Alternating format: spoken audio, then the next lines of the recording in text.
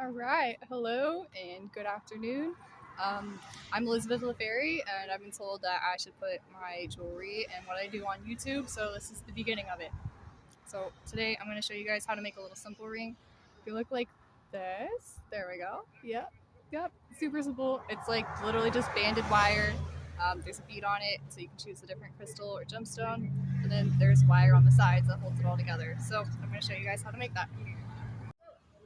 All right, I forgot to mention it in the beginning, but my business page is Sprunket Designs. My Etsy shop is etsy.com/shop/Sprunket, and my Facebook is facebook.com/Sprunket Designs.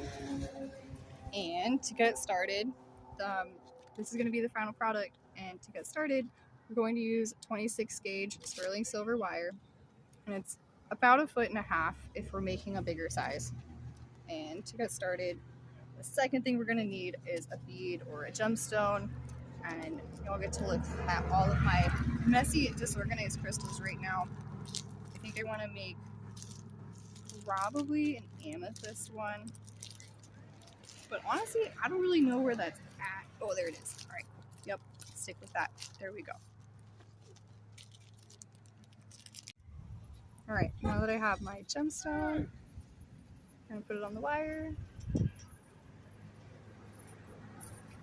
go to the middle of the wire, pull the gemstone down, and we need a mandrel. So this is my mandrel. You can't really see like the numbers anymore, but I can still see it based on like the lighting. I'm gonna make this one about an 8.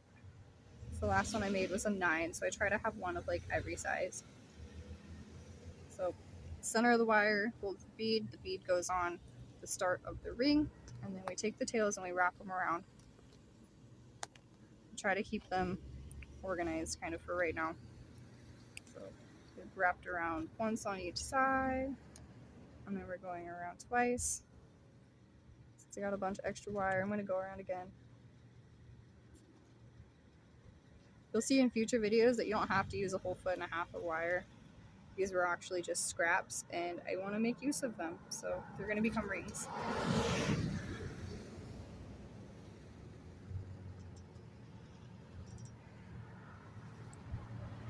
I'm sliding the ring up, that way I can get some space underneath those wires, and I'm passing them all underneath.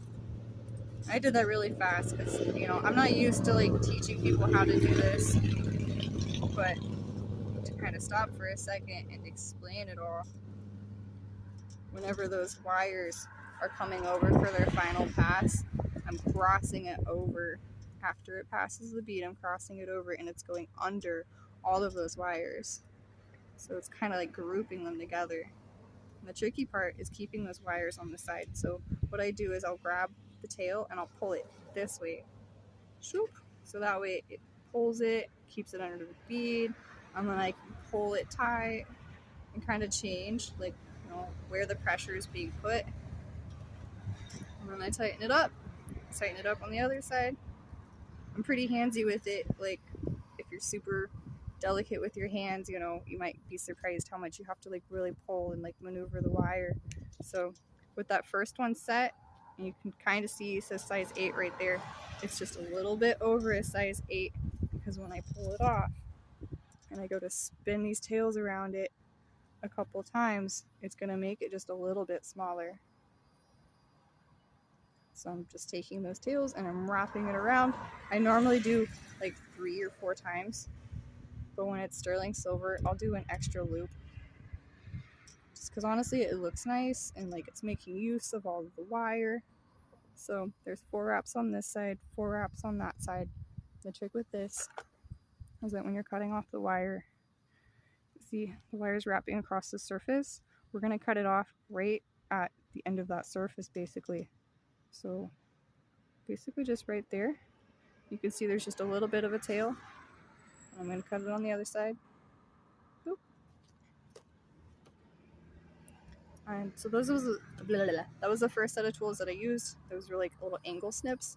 My favorite pair that I almost always use is these.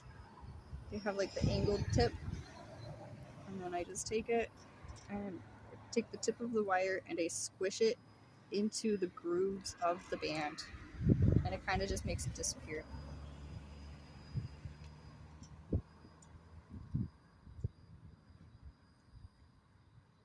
there's still a catch on that side. So I'm gonna go in and I gotta kind of squish it a little bit better.